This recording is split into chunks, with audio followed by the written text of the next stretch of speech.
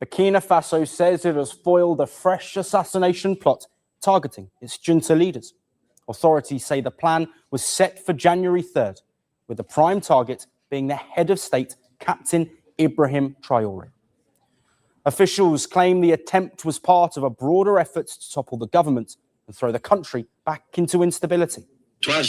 On January 3rd, 2026, at 11 p.m., a plan was in place to destabilize the country. This was to be carried out through a series of targeted assassinations of civilian and military authorities. All right. Welcome back to This Week in Africa. We are back after a 5-week hiatus. I think it's been 5 weeks. And it's your weekly live stream where we talk about all things Africa related, Africa news, and topics of the day. We have a lot to cover today.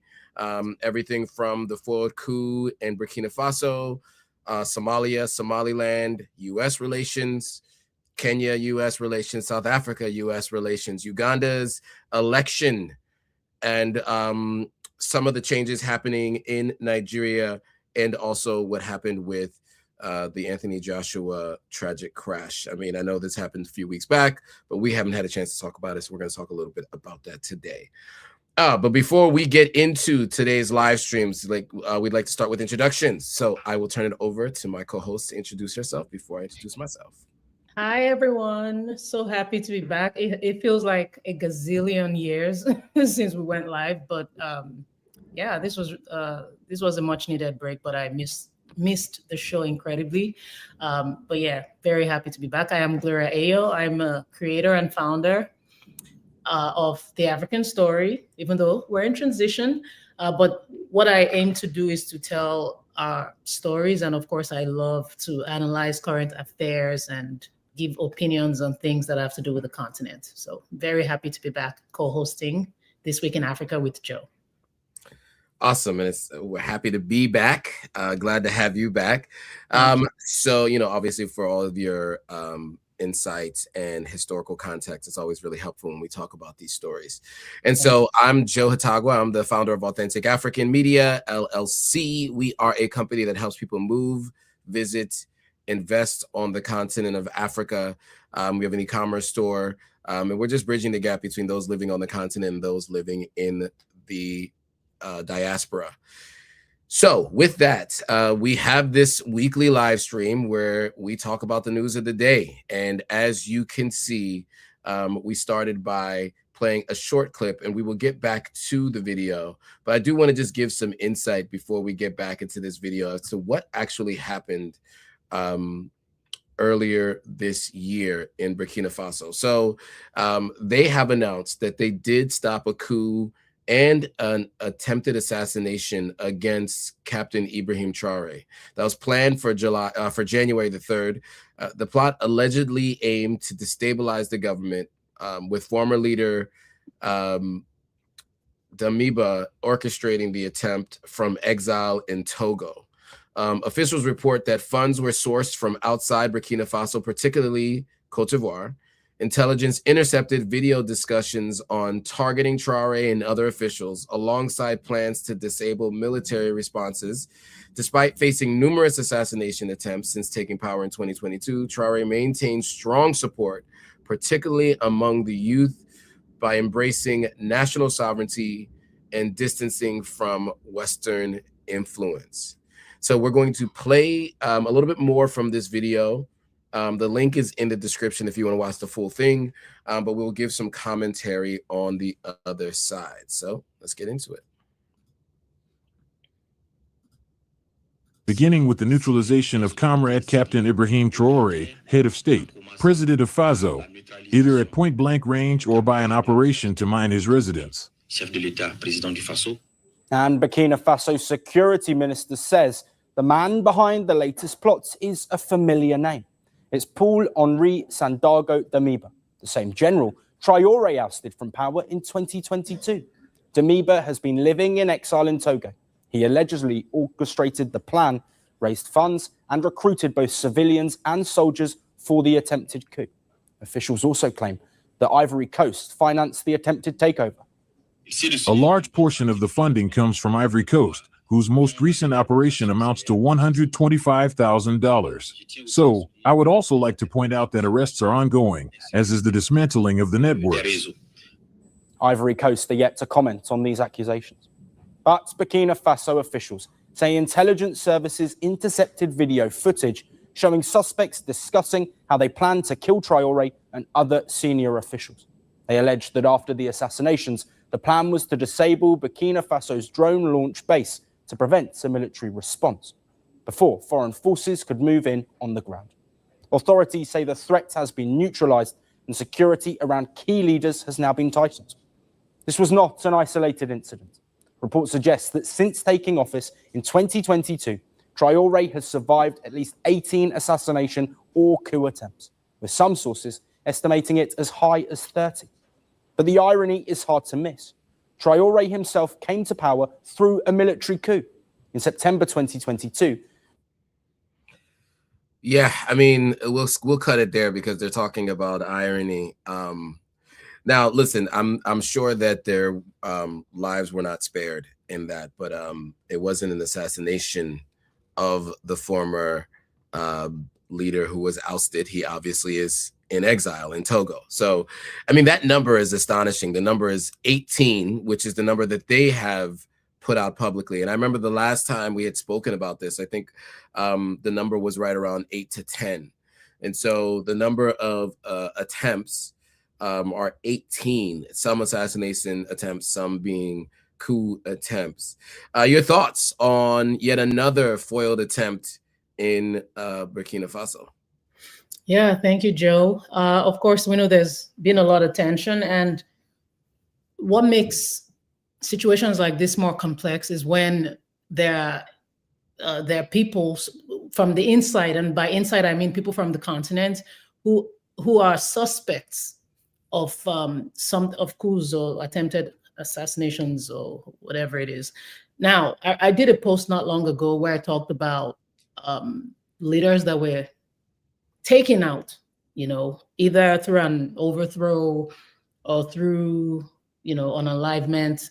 And one comment that stuck out, which, of course, it's nice to keep things in perspective, is the fact that they can't do these things without somebody from the inside. There's no way, if somebody from the outside is coming in to disrupt us as a continent, they can only get in with the help of people on the inside.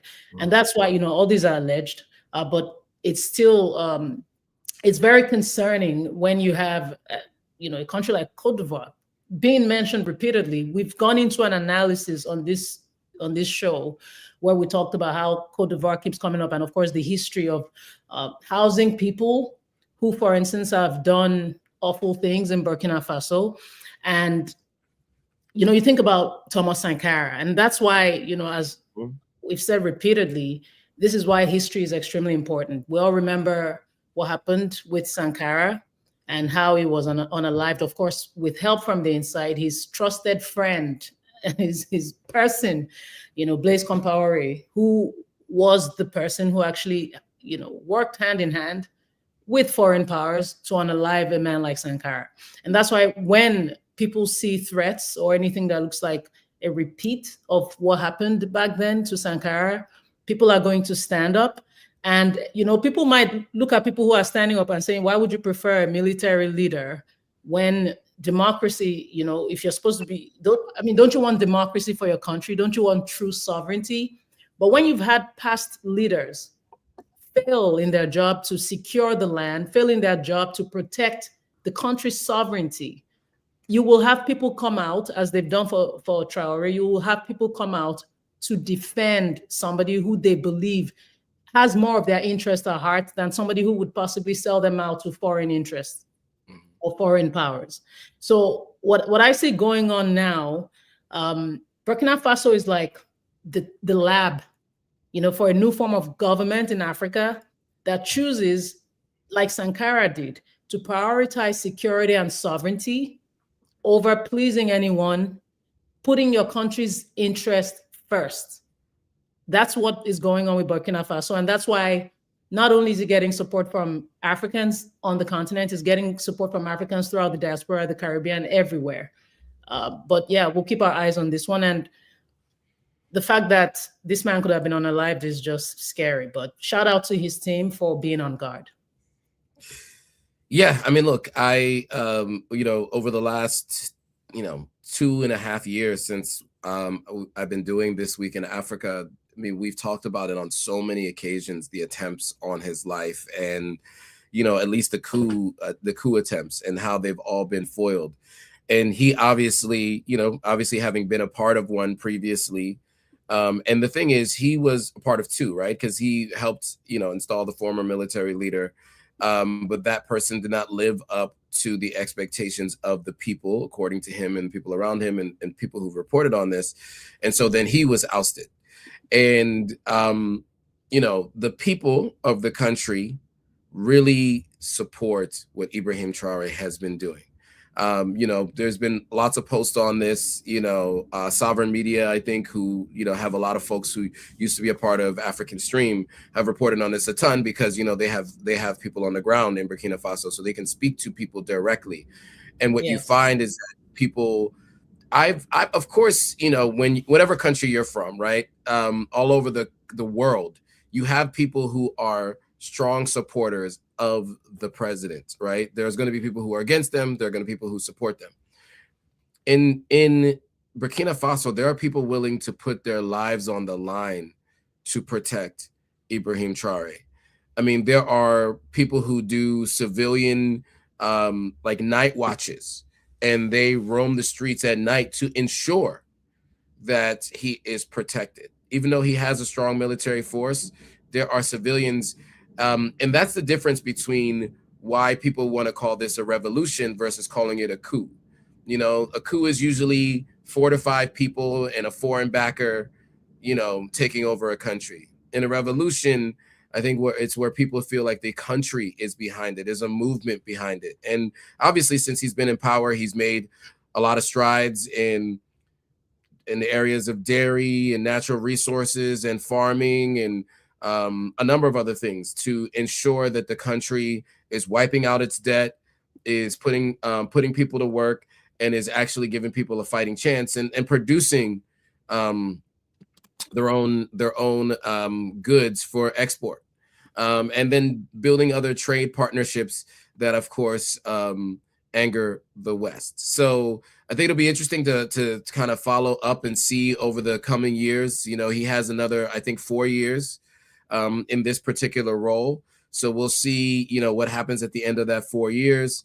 But from everything that we're seeing, the people continue to support him. And, it looks like it's going to be much harder than $120,000 or whatever the amount was that was mentioned to try to take him out. So we'll keep a close eye on this and keep you guys posted as time goes on. So moving on from Burkina Faso, we want to move into Somalia and Somaliland. Somaliland is a portion of land in what is today modern day Somalia. And their independence efforts are escalating, backed by Israel and also potentially others. And I posted this meme on Instagram a few weeks ago that I think was a really good explanation of why many people believe that that Somaliland is being backed by Israel. And I thought I would share that before we get into the video. I just need to find it first. But what it does is depicts a soldier pointing a firearm at Iran from Somaliland. And the idea is, the reason why they're being supported so much by another country like Israel might be because of their proximity to Iran. It just gives another opportunity to have another place to attack from. Now, that's what the political cartoon is depicting. And that is what many people are alleging when they talk about it. And sorry, I said Iran, I mean Yemen. So excuse me, Yemen was actually the image that was being depicted, not Iran. So I want to take that back. Iran is another country that is in the crosshairs of Israel. But this particular case, geographically, it's Yemen. And so I'm going to share that really quickly so you guys can see that. So let me put that up on the screen. So this is the image that was posted, right? So this is the political cartoon. And this was done by Sovereign Media. And so, and you see it here, right? He's, you know, there's a flag, there's an Israel flag there.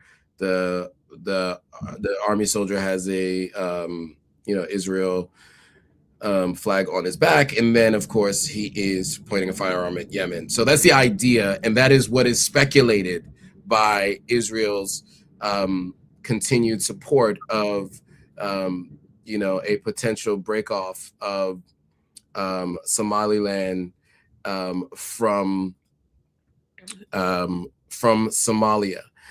So I'm going to play a quick video on how other actors who have been known to have taken part in other conflicts around the continent of Africa have been responding and reacting to this. Particularly the UAE has reportedly silently recognized Somaliland by accepting its passports while simultaneously barring travelers with Somali documents. This significant policy shift follows Israel's move to become the first UN member state to officially recognize the breakaway region. While Abu Dhabi has not issued an official declaration, a change in its visa website has drawn attention.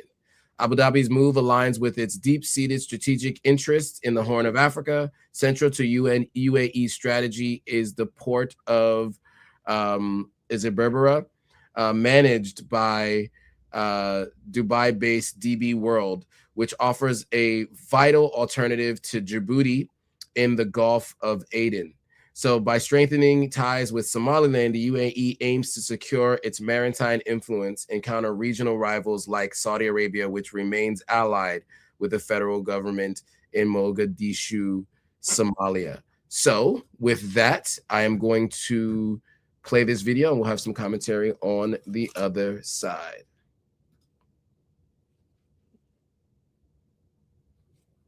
Hello and welcome.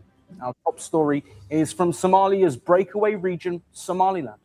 Israel became the first country to recognize the breakaway region, and now another country seems to be following suit. It's the United Arab Emirates. Abu Dhabi has not made any official announcement, but according to media reports, the UAE is accepting Somaliland passports while travelers holding Somali passports are barred. Last month, when Israel announced its move to recognize Somaliland, countries from Africa to Europe and Asia lodged protests, but Abu Dhabi chose not to condemn Benjamin Netanyahu's move.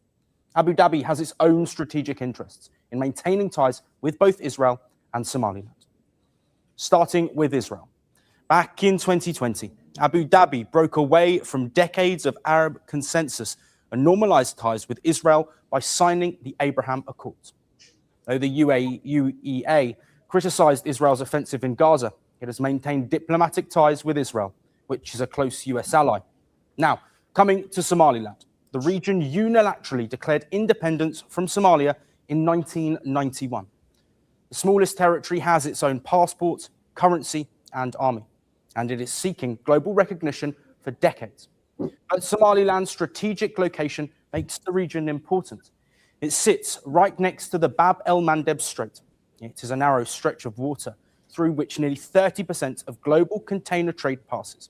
And this is what Abu Dhabi wants to capitalize on. At the center of this strategy is the port of Berbera.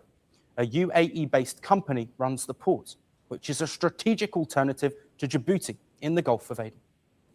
In 2017, Somaliland allowed the UAE to build a military base in Berbera. Later, it was designed for civilian use. The UAE has also been training Somaliland security forces, and it maintains a consulate-level presence in Hargeisa. At large, the UAE wants to carve its own sphere of influence across West Asia and Africa. And for that, it must counter the influence of its rivals like Qatar, Turkey, and Saudi Arabia. All right, so we'll leave it there. Just because in the interest of time, but your thoughts, Gloria, on this story with the UAE and Israel supporting Somaliland's breakaway from Somalia. Yeah, and of course, everyone, it's the game of geopolitics, the game of thrones, as it were, where everyone decides which country they want to align with, in order to protect their own interests. But anyway, the recognition of Somaliland by Israel actually made Israel the first UN member state to officially acknowledge Somaliland's sovereignty from Somalia, which it broke away from. And of course, that has caused a lot of tension, a lot of friction between both countries. But as was mentioned, this is a pivot that's clearly aimed at the Red Sea. So Somaliland used to be a British protectorate.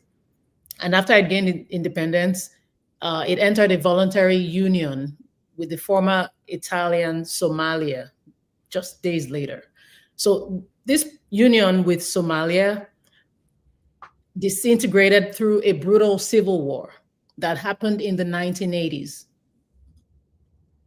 And while it has functioned as a stable state for over 30 years, it's maintained its own currency, it has its military, it has its own passport, it's remained legally unrecognized until this announcement by Israel, which is why this story is very important. Now, beyond the diplomatic status, this agreement actually involves the establishment of an Israeli military base on the Somaliland coast. But the big elephant in the room, what everyone thinks is extremely sensitive, is basically the element of this deal, which involves allegations that Somaliland may host displaced Palestinians from Gaza in exchange for recognition, even though the officials have denied it. So UAE also, getting involved, it's just, again, a game of geopolitics.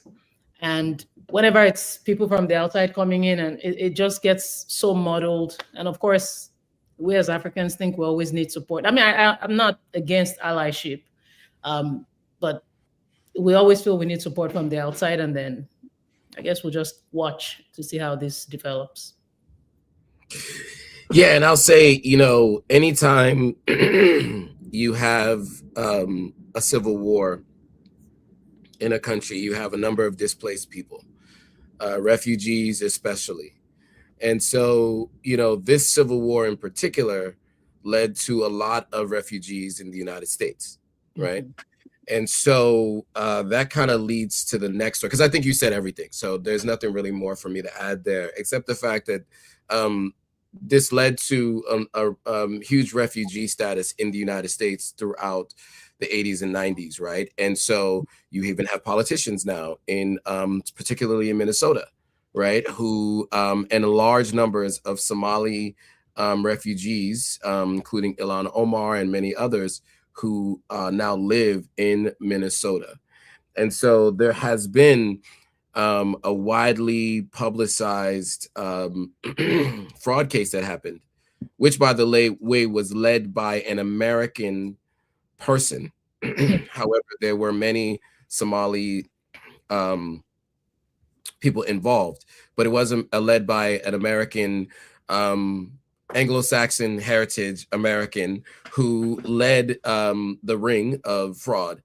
And then there was a very recent viral video by a young man who's not a journalist, who went around to a number of daycares to try to prove that these were basically just taking government funds.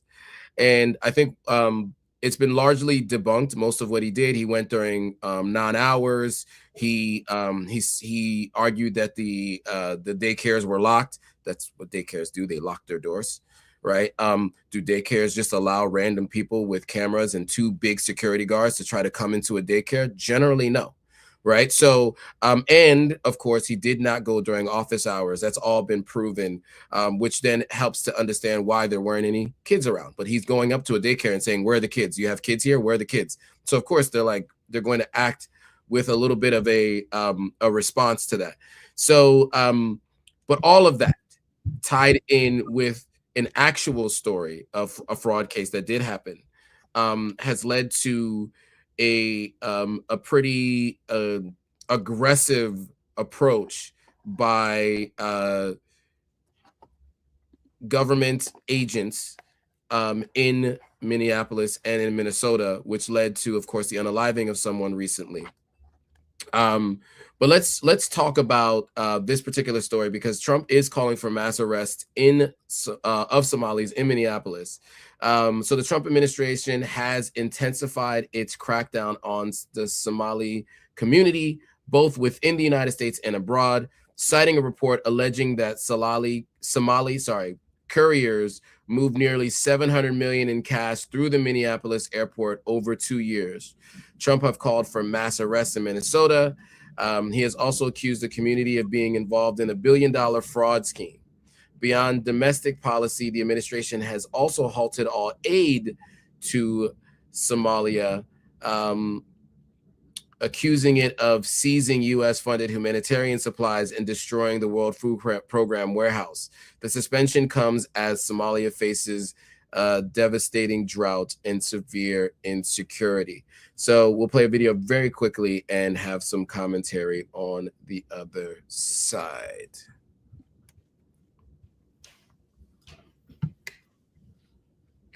Oops, sorry. This is where I'm at. Country in Trump's line of fire is Somalia. His prime targets are the Somalis living in America. Trump has now called for mass arrests of Somalis living in Minnesota over alleged cash transfers. He called them criminals, and to back his claims, he shared a news report.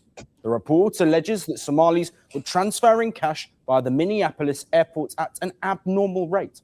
The report quoted US officials saying that the cash was moved overseas by Somali couriers and that it was 10 to 100 times larger than the total foreign exodus of money at other larger American airports in the last 2 years. So far, these claims have not been independently verified. The report also quoted figures from the Transportation Secretary Administration. It is alleged that Somali couriers moved nearly $700 million in cash out of the Minneapolis airports in the last 2 years. The average stood at nearly $1 million a day. The report also cited Trump's officials slamming the Biden administration for missing the red flags. As per the report, the officials compared the alleged exodus to an ATM draining American dollars and moving them overseas. Trump's recent call for arresting Somalis is part of his wider accusation against the community of being involved in a $1 billion fraud scheme. Minneapolis. Okay, so I'll leave it there just because this video can run really long.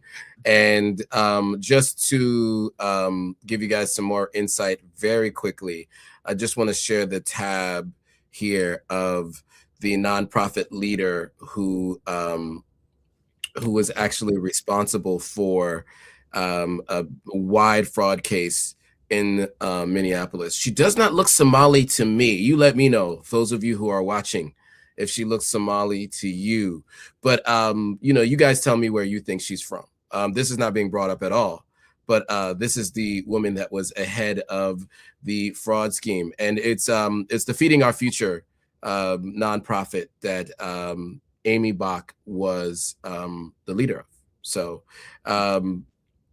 she was found guilty. And so this is the woman who took part in a very large fraud scheme. But it seems like the Somalis in Minnesota are the ones who they're focusing most on. So I'll leave it at that. Your thoughts on this story, Gloria? Yes, I'm going to come from a very different angle, Joe, if you don't mind, kind of like digressing a bit. Of course, as we know, Somalia has been in the news a lot lately. And you remember that Haiti comment that Trump made? And then, you know, when people confirmed that, I mean, we all knew, some of us knew that, of course, what he said was not true. The claim he made against the Haitian communities. And that was, I mean, that came with a lot of backlash. Actually, a lot of those people were endangered because of that single comment. And even after it was cleared and, you know, it was obvious that that wasn't true about them taking people's pets and, you know, doing whatever the president had claimed, he never came out to take it back or apologize. And as we know, whether or not we like to admit it, Trump is extremely influential because he has a strong support, not just in America, but throughout the world. So when somebody like Trump says certain things, it's actually extremely dangerous. Now, what I find really interesting regarding the Somalia incident is, you remember what he said in his first term when he made that reference to African countries and asked why people were, America was taking immigrants from S-hole countries. We've seen him accept people he has claimed were persecuted, namely white Afrikaners, of course, overlooking countries like Congo and Sudan, but choosing to, bring, those are the only refugees we know that Trump has allowed to come, has openly welcomed to the US, so-called refugees. But anyway, back to the comment on S-hole countries, for him to have doubled down on that openly tells you a lot, because he knows he has this support. The man just keeps going, and he's only going as much as people are allowing him to. And I want to make it very clear that I have seen the anti-Blackness debates involving certain Somali people, but I don't believe in writing off entire communities. Not every Somali person says they're not Black. And beyond Somalia, this is more about how Africa is perceived and discussed from positions of power. Now we see what's going on in Minneapolis. Just look at the tragedy that's happened and how people at this point are on edge and just afraid for themselves. But what America forgets is that it actually is dealing with refugees from a country who are paying the price for foreign intervention that they did. It's like they forget about Black Hawk Down that happened in 1993. And on paper, America claiming that it's protecting itself from fraud, it sounds reasonable, but you're hurting a country, carelessly, dangerously hurting a country, generalizing and just reinforcing these very negative stereotypes. You're turning people against a people. You cannot participate directly or indirectly in destabilizing a region. Then you're mocking and criminalizing the people who fled that instability and decided to start over, But anyway, we can all say it's all in the past. Western involvement in Africa is very much present. We keep getting reminders, but what really hurts the most is when we get reactions like the ones we're getting from Trump. Well put, yes. And I'll just add, look, you said it all, and I think that the piece that hits home closest to me is the refugee problem that the United States claims to have, and many times has been started by the United States, right? Regime change, funding rebels, right? Do you not think that when you overthrow a government and it's replaced by someone who does not do good for that country, that those people are not going to flee? And where do they go? They go to the place that they think is the most likely place for them to be able to build again and to build a new life. So the United States is the best at PR around the land of opportunity, the land of milk and honey, etc. And so of course people are going to want to come to those shores, right? We are of descendants and people who actually made that same decision. And so, you have to understand that of course people are going to do that. And so it is interesting to see the way the United States tends to respond to the problems that they create. So we'll continue to watch what's happening. There's many more stories that are coming out of Somalia and Somaliland. We just couldn't get to all of them just in the interest of time. But we just wanted to make sure we shared that with you. Moving on to another story that we have reported on this platform before, and it's Nestlé and its products. So those of you who don't know, I lived in Ghana for a couple years, and every time we had like a company event, we always had these Nestlé products, Milo, the Nestlé's teas. Their products were always around, right? They were just, Milo is something I never had before in the States, but I guess it's very popular in West Africa. And so we had reported on this previously, or had read the reporting on this, that Nestlé had been putting more sugars and other things in the versions of the products that they sent to Africa and Latin America and places, basically what you would consider the global South, than they had in their own countries, right? In European countries. And so with that, a major baby food recall by Nestlé affecting multiple African countries, including Egypt, Ethiopia, Namibia, Eswatini, and South Africa, due to potential toxins contamination from crude oil. Or sorry, so from what is it? Cerulide? Sorry, cerulide, crude oil? Cerulide. Health officials urge parents to check product codes and return affected items for refunds. I think one of the things that people have to keep in mind is that most of what is purchased is not purchased from a grocery store, right? Once it comes into the country by a distributor, there are people who like have these individual shops in a lot of these countries. A lot of times they have like container shops or smaller shops. They're not always alerted of the recalls. And most people who make acquisitions and purchases of food items don't go to supermarkets where they usually have a system for recalls. They go to these individual sellers.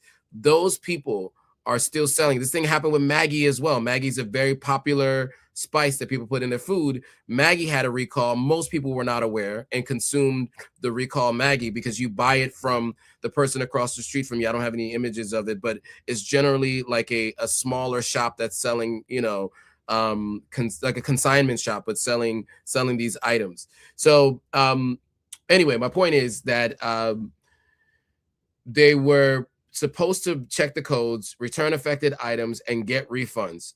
In Ethiopia, products were sold without proper registration, prompting warnings against use. Despite no confirmed illnesses, Nestlé blames an ingredient from a third-party supplier. So the recall involves over 800 products across 37 countries, making it one of the largest in the company's history. Critics highlight that the situation exposes vulnerabilities regarding child safety, especially in regions with limited access to clean water and safe storage conditions. So we're going to play a little bit from this video and have some commentary on the other side. Give me 1 second to present the screen. Yes. Here we go. A major baby formula recall is now hitting Africa. Nestlé has expanded global product warnings over fears of toxin contamination. And that recall is raising the alarm about infant nutrition for millions of families across the continent. Egypt, Ethiopia, Namibia, Eswatini, and South Africa are among the countries affected in the continent. Officials say multiple batches of baby formula are now being pulled from the shelves, and parents are being urged to check product codes immediately. Nestlé says it is recalling select batches. The concern is possible contamination with cerulide, a toxin that can cause nausea, vomiting, and stomach cramps. Health authorities warn symptoms can appear within just 6 hours of consumption. African regulators have moved quickly. In South Africa, the National Consumer Commission says the affected products were sold locally and exported to Namibia and Eswatini. They are urging customers to return it to the place of purchase for a full refund. Meanwhile, in Ethiopia, the Food and Drug Authority has issued its own warnings. Officials say the product was not registered by the authority, but had been allowed on sale. Parents are being urged not to use the affected batch and to return it immediately to retailers. Egypt has also ordered a precautionary recall of the affected batches, with officials urging parents to dispose of the product safely. Nestlé insists that there have been no confirmed cases of illness linked to the baby formulas, while they are blaming the issue on an ingredient supplied by a third party and are promising full refunds to customers. All right, we will leave it there. Your thoughts on this story, Gloria? Yeah, okay. So just going to the 1970s and 80s, there was a scandal involving milk nurses.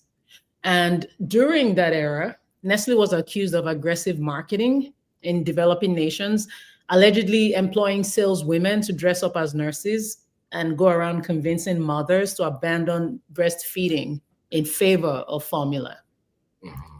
Now imagine areas that didn't have access to clean water. They'd mix that formula with contaminated water or over diluted just to save money. And then this actually reportedly led to millions of infant deaths. Now, in 2026, there's a recall, as we've shared, and of course, this seems precautionary. This is voluntary, but we cannot forget the history of exploitation, like what you said about, too much sugar in our formula. These are infants, and we can blame Nestlé all day. Yeah, of course, they have a lot of the blame to take. Actually, they have most of the blame to take. But our leaders, what are you doing to regulate and protect your people? I mean, you can't even protect the lives of infants. What exactly are our priorities? And this is why when we talk about, what our governments should be doing, something like health, is often overlooked. And we're dealing with cases of corruption when there's much bigger fish to fry.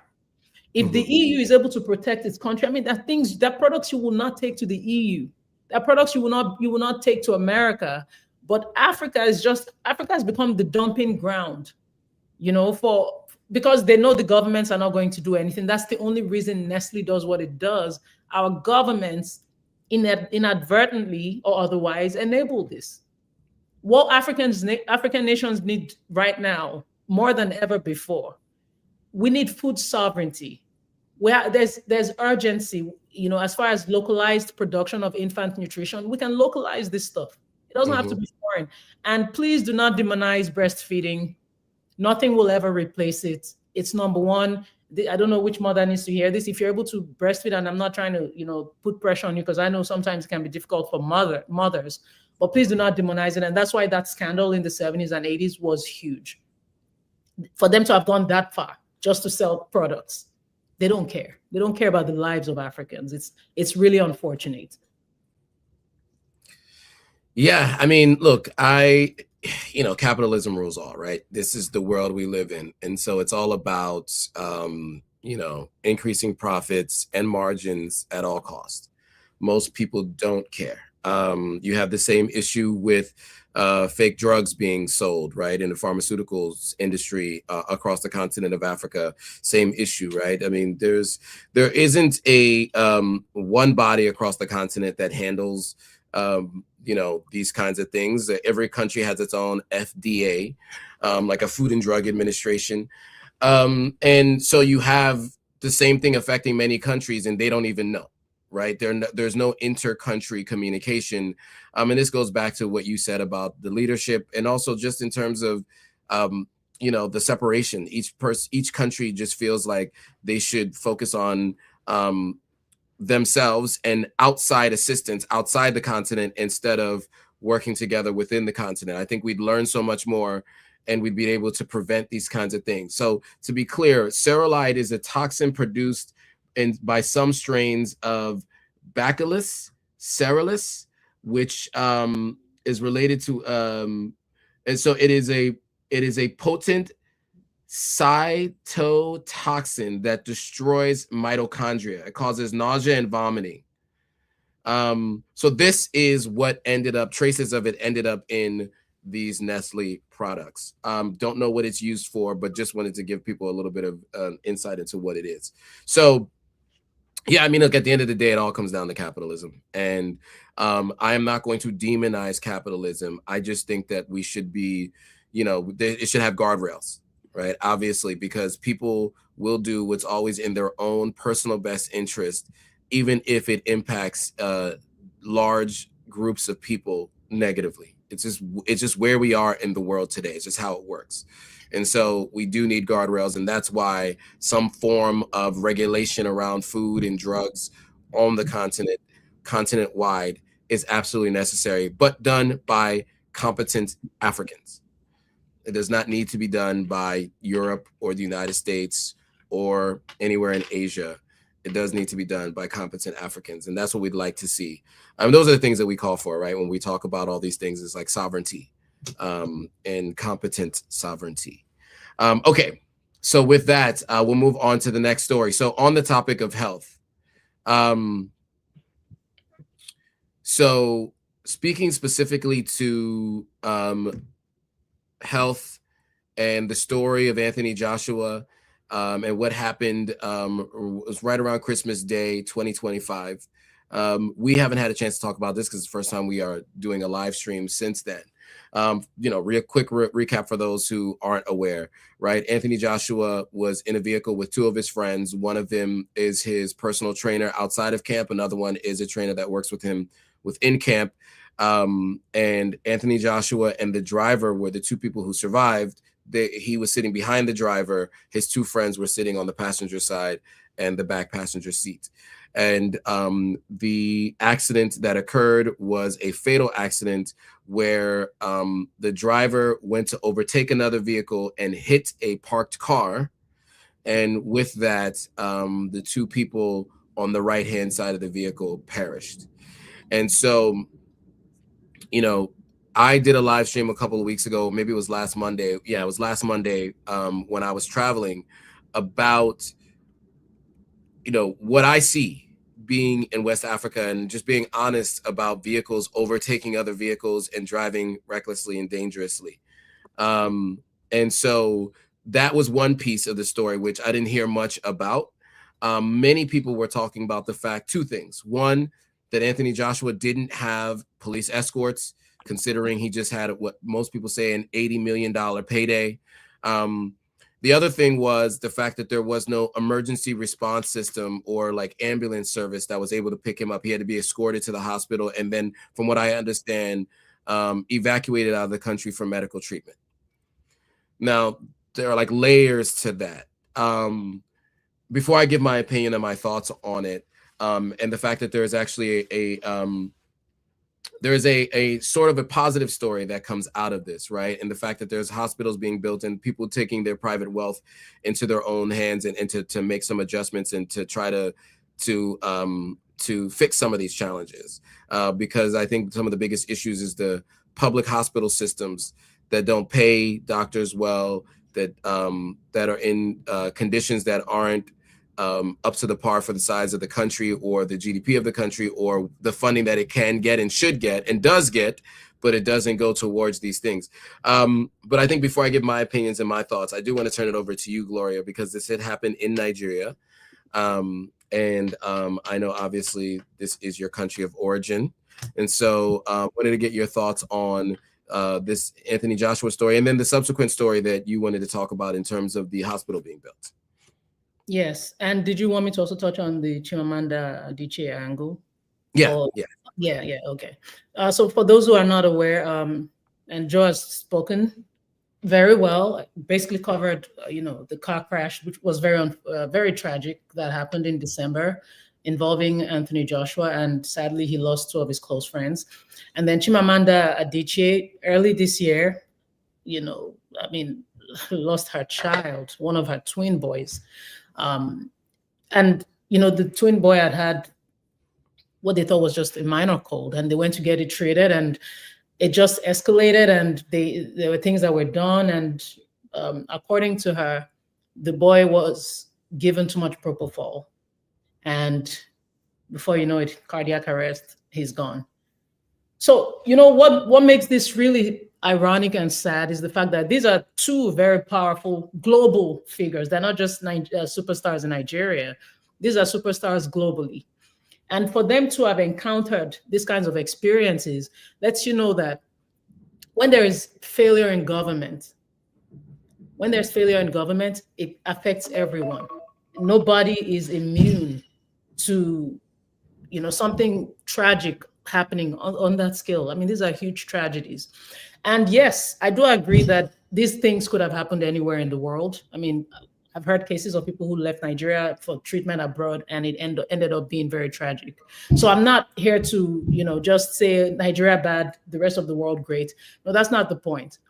But what I do find concerning, let me just get to it. What I find concerning is the number of people who come out to distract from the necessities that we have on ground, the things that we do need.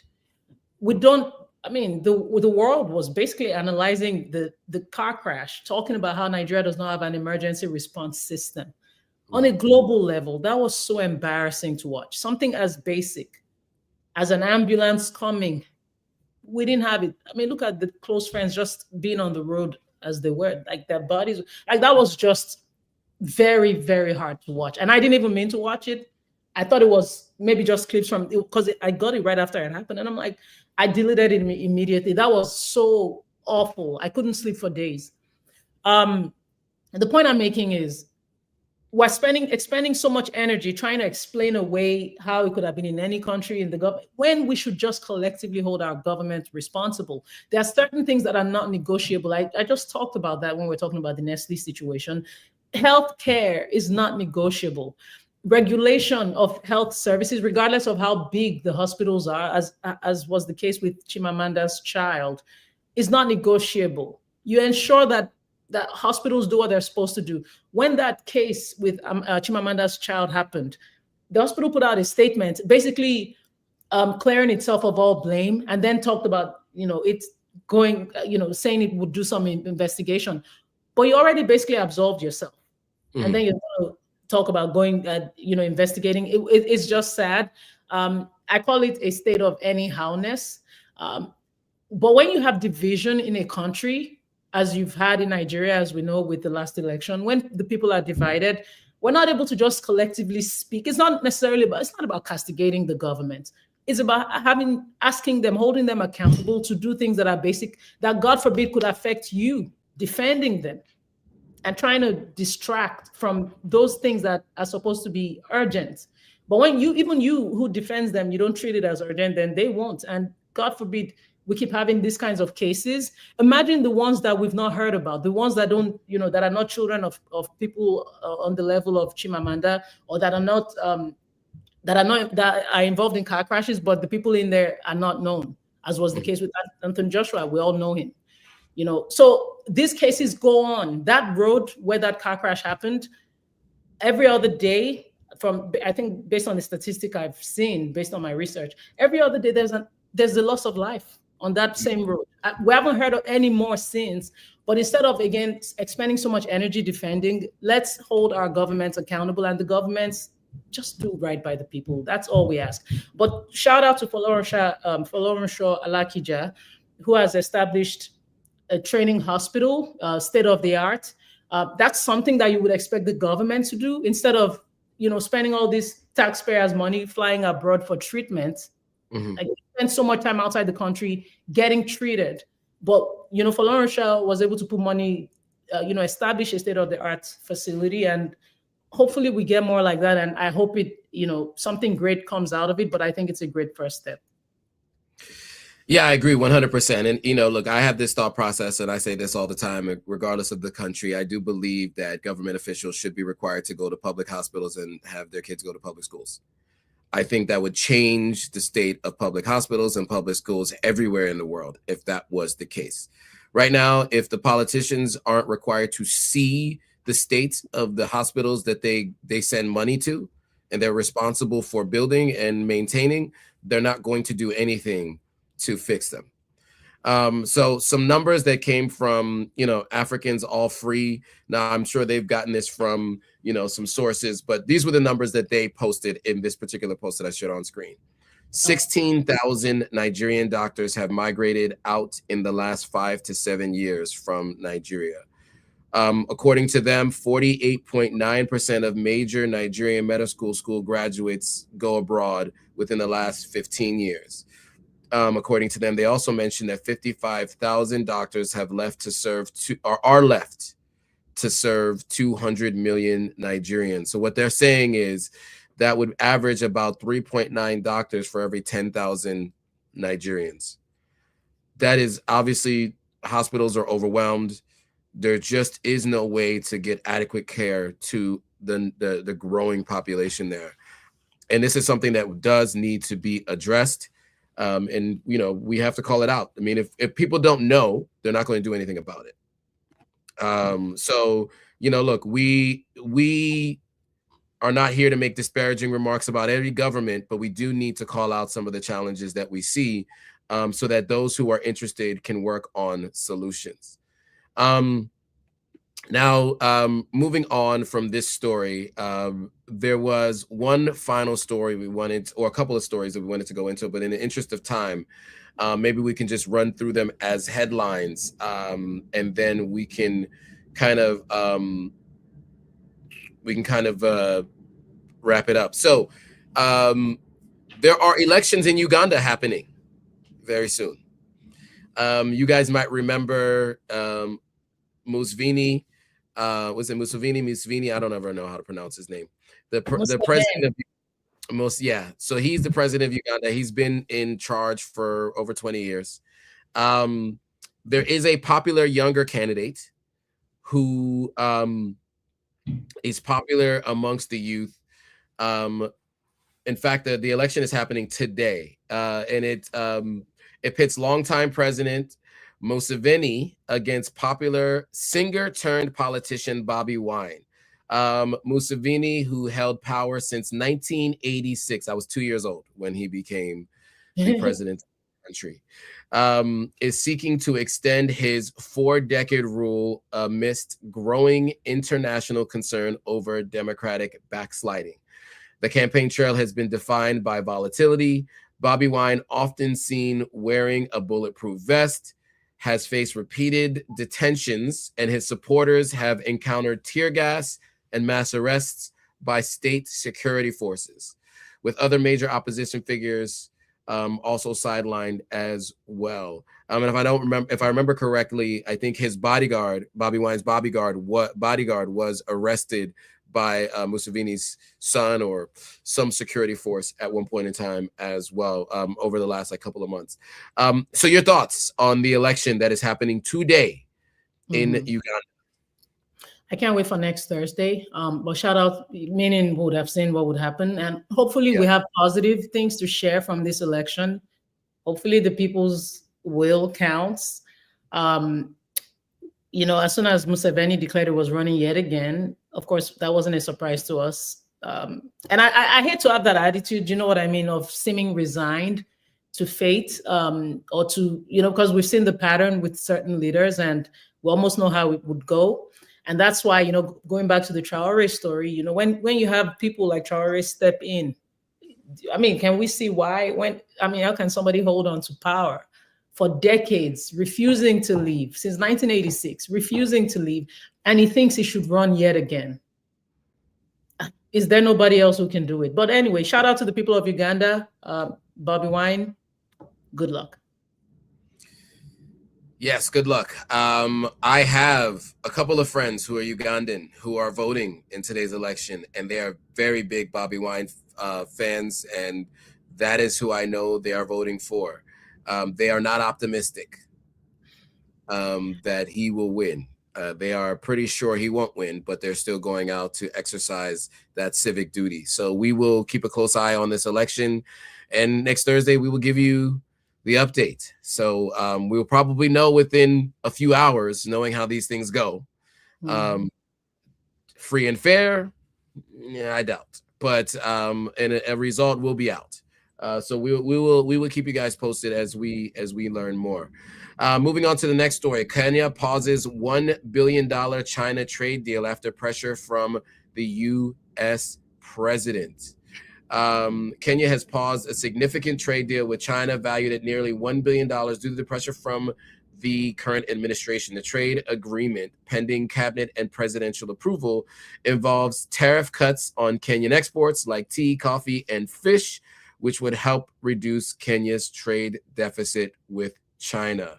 However, U.S. warnings suggest that rapid engagement with Beijing may jeopardize Kenya's access to future U.S. trade programs, particularly after the expiration of the AGOA Act in 2025, which previously provided Kenyan goods duty-free access to the U.S. market. Thoughts on the U.S. stepping in and stopping this deal with China for Kenya? Why can't we have multiple partners? And this is why Ramaphosa keeps getting in trouble with Trump, because he has, you know, allies that the U.S. is not necessarily a fan of. But for you to just, you know, try to determine who anyone can work with, and I understand it's a game of politics, but of course Kenya is going to always lean towards. I mean, I'm not saying always like it's indefinite, but with the current regime, Kenya will very likely cater to U.S. interest and China's or whichever other partner. Yeah, and Ruto, right? We mean Ruto specifically. Yeah. Yeah. I mean, look, I know some people who live there who help people repatriate to Kenya, you know, and they work with the current government.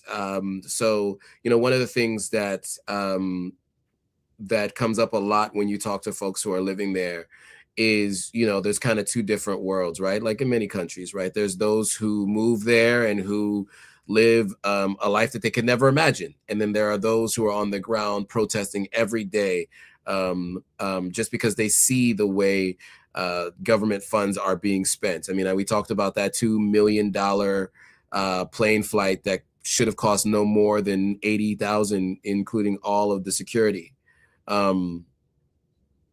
Yeah, so those kinds of things I think come up all the time in the conversations when it comes to the country of Kenya. So we will keep a close eye for sure moving forward. Okay, lastly, we wanted to talk about South Africa's Ramaphosa backing the Afrikaner refugee scheme for the United States. So you guys might remember last year was Ramaphosa came to the United States.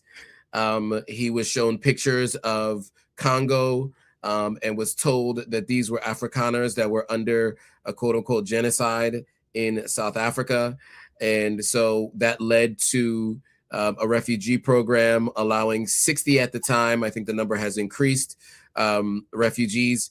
And as far as we understand, as you mentioned earlier, the only refugee program that is currently still in effect is South African Afrikaners of Dutch descent are the only refugees being allowed into the United States, period. So in a significant diplomatic shift, South Africa has reportedly agreed to stop interfering with the controversial U.S. refugee program targeting Afrikaners. The program, a centerpiece of the current administration's Africa policy, stems from its widely contested claims of quote unquote white genocide and systemic land seizures in South Africa. While Pretoria continues to dismiss these allegations as false, officials now state they will respect the right of the citizens to migrate freely. Your thoughts on backing out of this and just allowing for this refugee program? They should go if you feel, just leave, you know, go home, go back, and then let's see how it goes. Good luck. Because it's definitely not the same thing, okay? The privilege you enjoy where you are, you're not going to get here. But on a serious note, Ramaphosa, clearly, again, like I just said, you have to just find a way to appease Trump. I mean, I just look forward to, I mean, that's why, again, Traoré is so popular, you know, doesn't care about it, man. It'll put the West, and I'm not here trying to act like, you know, the West is entirely bad, but we do need leaders who you stand up all the way in the interest and dignity of the continent. You speak up and you act and you stand on it firmly. Those are the leaders. That's why even Robert Mugabe, you see people quoting him now because he boldly stood against certain things that were said. I may not necessarily agree with everything he did, but one thing you can't take away from him was his boldness. Even Idi, I mean, they were bold enough to speak. Absolutely. Yeah, I mean, look, you know, sometimes you're dealing with a country that has a heavy hand and you're trying to figure out how do you as a country continue to improve the conditions of your people.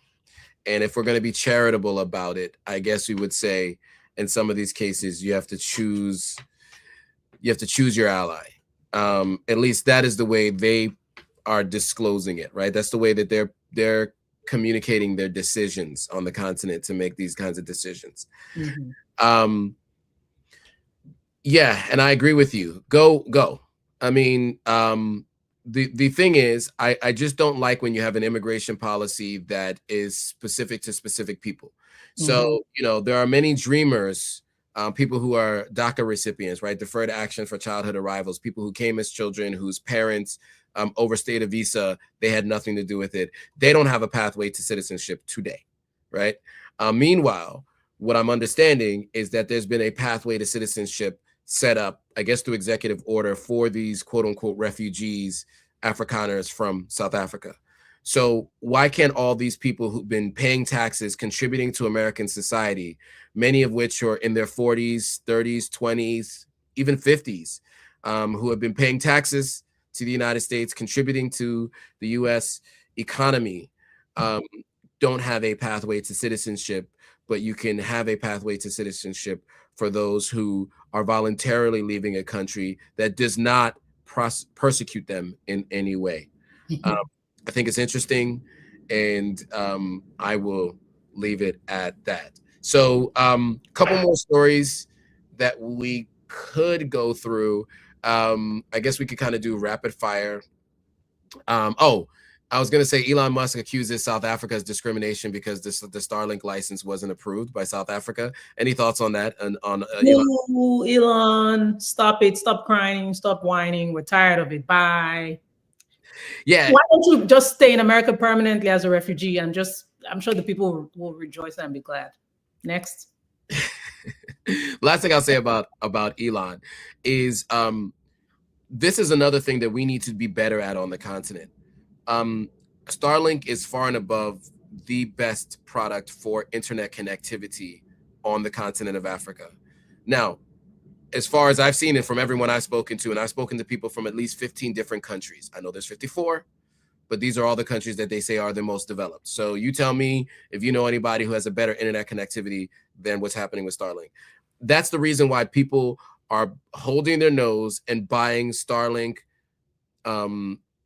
satellites because they want to be able to have access to internet in any African country. I will tell you, there are people here in the United States that complain that it's not as good as the internet connectivity as other internet connectivity services here in the United States, and many of them we still have challenges with. But we do need to be better.